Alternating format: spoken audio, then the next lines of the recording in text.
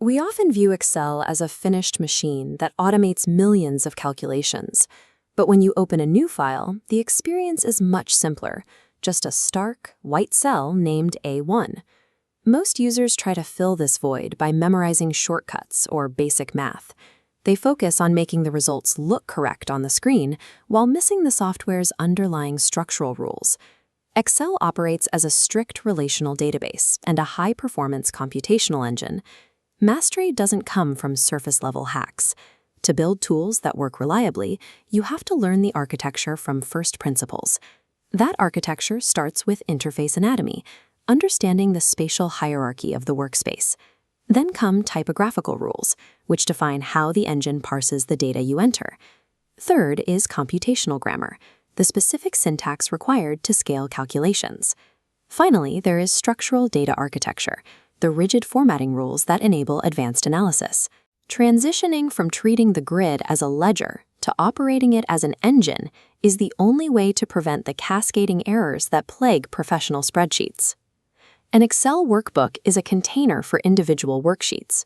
You interact through the ribbon at the top.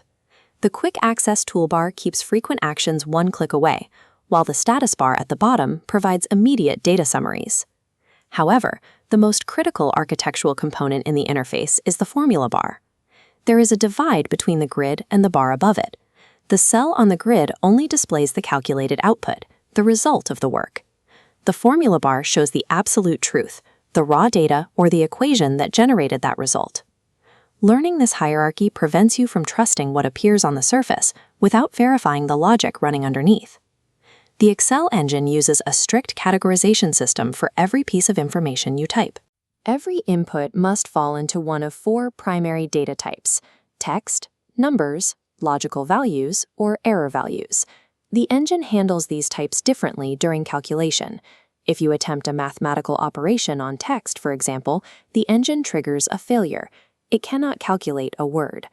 Handling chronological data requires navigating a specific typographical logic that often trips up beginners. Excel does not actually see months, days, or years. It only processes sequential serial numbers. The baseline for this system is January 1, 1900, which is stored as serial value 1. Every day after that increments by exactly 1. January 2 is 2, and the count continues sequentially to the present day.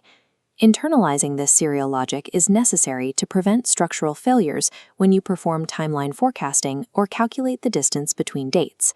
One specific keystroke triggers the computational engine, the equal sign. This starts a formula, any custom calculation you write. If you use a pre-built algorithm like sum or average, you are utilizing a function. Your formulas follow the standard algebraic order of operations, prioritizing parentheses and exponents before moving through multiplication and addition. This payroll table shows how computation scales. By default, Excel uses relative references based on spatial relationships. To calculate cell C2, the formula looks one cell left at B2. Drag the formula down, and that relative reference moves with it. This becomes a problem when a variable needs to stay fixed. If the reference drifts away, the calculation breaks.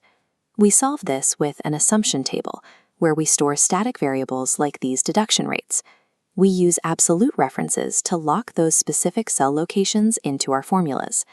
By adding the dollar symbol or pressing the F4 key, we lock the column and the row in place. Correctly alternating between relative spatial movement and absolute locked locations provides the stability needed to scale calculations across thousands of rows. Advanced tasks like sorting, filtering, or generating pivot tables require a rigid structural foundation. Your data must be in a proper list or table format, or analysis tools will fail. The first rule, your top row must contain distinct, uniquely formatted field names. The data follows a directional logic. Vertical columns are fields, and horizontal rows are individual records. You must also maintain contiguity, eliminating any blank columns or rows within the dataset.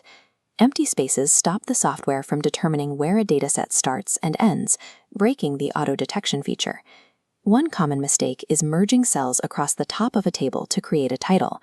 Merged cells break the spatial logic required for sorting and advanced data summaries. To get the same visual effect without breaking the table, use the Center Across Selection formatting tool instead. Adhering to these list formatting rules is what transforms a simple collection of text into a responsive, professional database. When you move from micro-level rules to the macro-level system, you see the true impact of proper architecture. Real proficiency isn't about memorizing shortcuts. It is about maintaining architectural discipline. That discipline means knowing the interface hierarchy so you can separate what you see from the underlying formula truth. It means respecting typographical limits and the serial logic behind every date and number. It means controlling the grammar of your calculations by correctly locking your references. And it means enforcing strict tabular structure to ensure your data is always ready for analysis. These 4 pillars establish a foundational discipline that prevents most systematic errors in data management and analysis. This rigor creates a clear boundary, separating users who just type data from professionals who engineer automated, scalable models.